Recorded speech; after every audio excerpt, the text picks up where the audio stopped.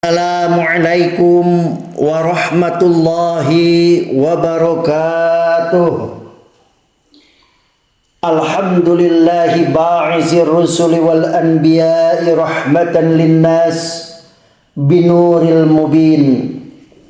Wassalatu wassalamu ala sayyidina Muhammadin ashrafil mursalin wa ala alihi tahirin wa sahabatihil khiratil muntajabin.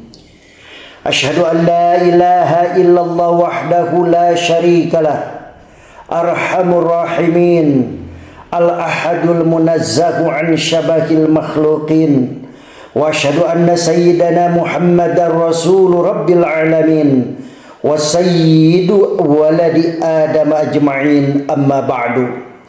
Bismillahirrahmanirrahim. Rabbi shrah li sadri wa yassir li amri wahlul 'uqdatam min lisani yafqahu qawli. Saudara-saudara kaum muslimin wal muslimat rahimakumullah. Pertama-tama marilah kita panjatkan rasa syukur kita kepada Allah Subhanahu wa taala yang telah memberikan nikmat iman dan Islam, kesehatan dan kekuatan sehingga kita dapat melaksanakan aktivitas keseharian kita.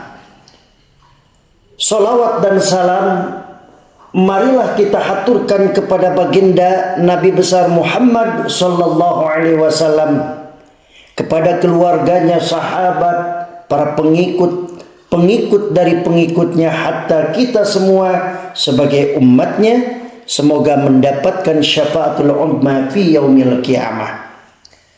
Saudara-saudara kaum muslimin wal muslimat rahimakumullah.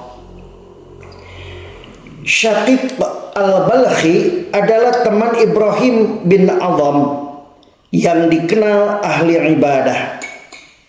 Dia juga dikenal sebagai orang yang zuhud dan tinggi tawakalnya kepada Allah Subhanahu wa taala. Hingga pernah sampai pada tataran enggan untuk bekerja. Penasaran dengan keadaan temannya, Ibrahim bin Adham bertanya, sebagaimana disebutkan dialognya oleh Ibnu Asakir dalam Tarikh Dimashqi. Apa yang membuat Anda berubah seperti apa yang aku dengar?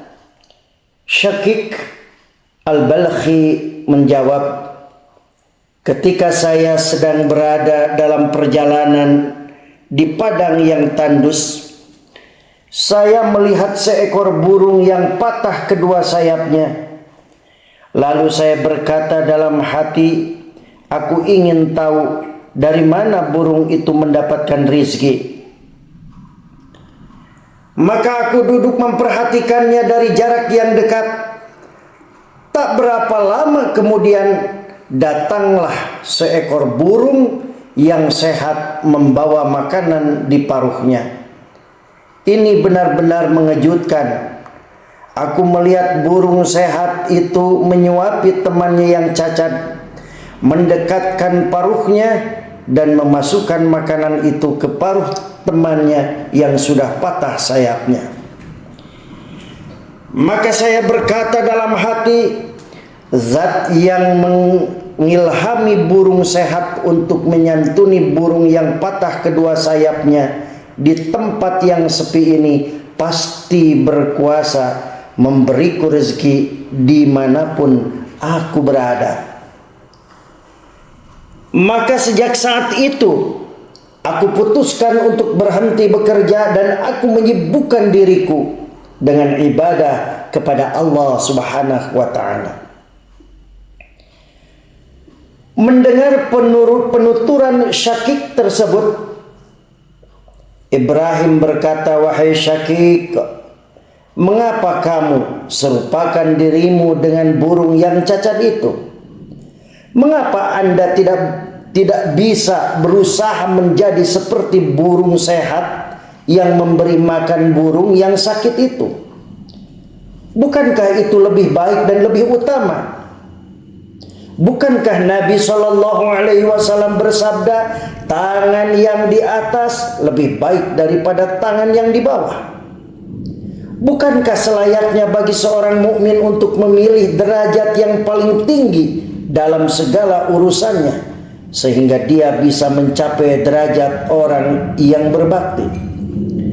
Syakik tersentak dengan pernyataan Ibrahim bin Adham, dan dia menyadari kekeliruannya dalam mengambil pelajaran.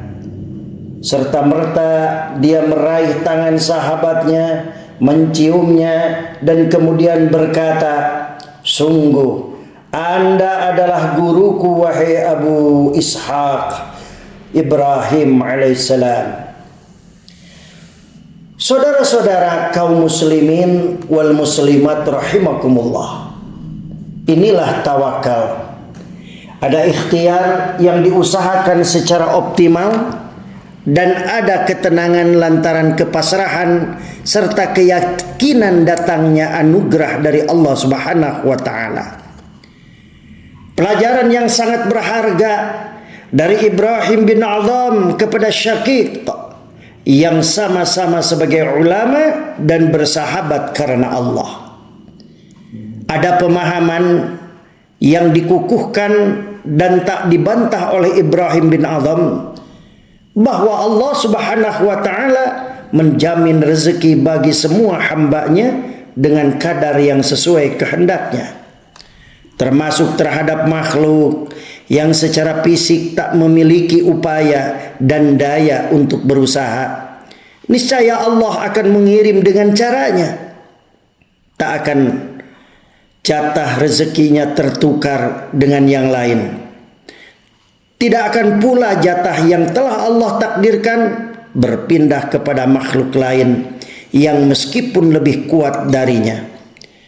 Allah Subhanahu wa taala berfirman dalam Al-Qur'an, "Wa ka'ayyim min dabatin la tahmilu rizqaha Allah yarzuquha wa iyyakum wa huwas samiul alim." Dan berapa banyak binatang yang tidak dapat membawa atau mengurus rezekinya sendiri. Allah lah yang memberi rezeki kepadanya dan kepadamu, dan Dia Maha mendengar lagi mengetahui. Al-Quran Surat Al-Ankabut ayat 60. Saudara-saudara, ini rezeki terhadap binatang, apalagi terhadap manusia yang berserah diri kepada Allah, kepada Rabb-Nya. Allah Subhanahu wa taala tak akan menelantarkan mereka meski dalam keterbatasan secara fisik, hingga tak mampu mengurus rezeki sendiri. Allah lah yang akan memberikan rezeki kepadanya.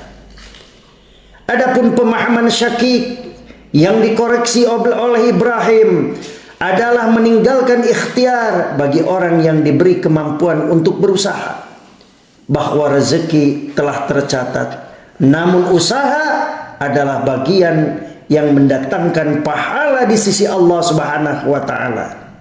Mungkin saja dia tidak menjadi kelaparan dengan fokus ibadah tanpa bekerja, akan tetapi dia melewatkan pahala bekerja yang jika dia mengerjakannya maka lebih menyempurnakan keutamaannya.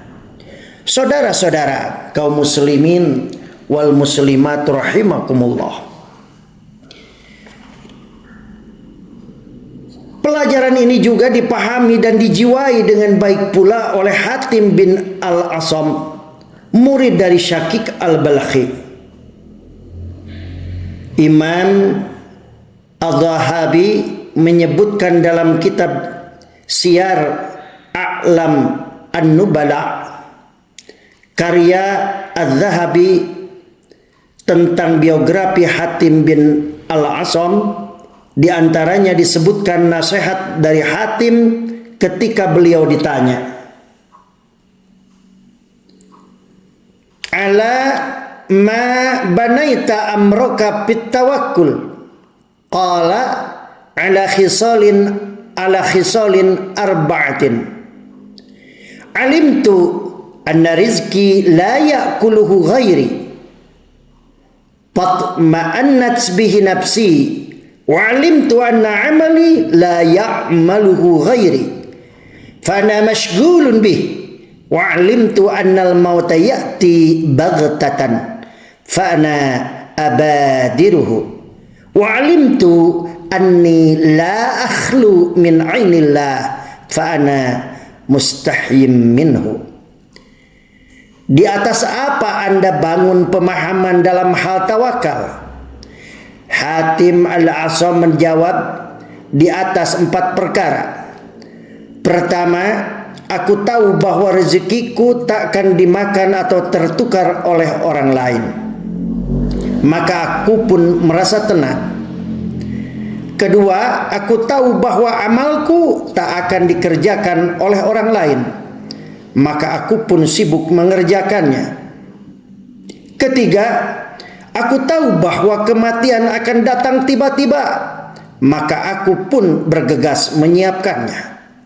Keempat, dan aku tahu bahwa diriku tak lepas dari mata Allah, maka aku malu kepadanya. Saudara-saudara, jangan takut rezekimu akan lari darimu, sehingga tak perlu terpancing mengambil jalan yang haram untuk mendapatkannya. Apa yang menjadi bagianmu tak akan berbelok kepada selainmu. Tak perlu hasad atau iri terhadap apa yang didapat oleh orang lain. Kenapa demikian? Karena memang itu bukan jatahmu. Dan Allah subhanahu wa ta'ala maha tahu rezeki apa yang sesuai untuk siapa dan berapa kadarnya. Inilah poin dari pelajaran yang pertama. Dan poin sisanya adalah ikhtiar yang dilakukan dengan segera, amal ibadah sebagai wujud syukur dan kesadaran sebagai hamba yang senantiasa fakir terhadap penciptaannya. Dilakukan dengan segera lantaran ia tidak tahu kapan kematian mendatanginya. Ajal tidak menunggu amal sempurna, tidak pula menunggu taubat para pendosa. Semua itu dilakukan dengan kesadaran bahwa dirinya senantiasa diawasi oleh Allah subhanahu wa ta'ala sebagai Rabb-Nya yang memberi rezeki kepadanya. Maka dia merasa malu jika Allah mendapati dirinya bermaksiat kepada Rabb-Nya. Saudara-saudara, kaum muslimin wal muslimat rahimakumullah, sehingga kita semuanya pada akhir pengajian ini memohon kepada Allah subhanahu wa ta'ala, semoga Allah selalu membimbing kita, melindungi kita, dan langkah-langkah kita, usaha kita mendapatkan ridha Allah subhanahu wa ta'ala, sehingga menghantarkan kita ke surganya Allah. Amin ya Allah ya Rabbal alamin. Wal afu minkum wallahul muwafiq ila aqwamit thariq. Wassalamu alaikum warahmatullahi wabarakatuh.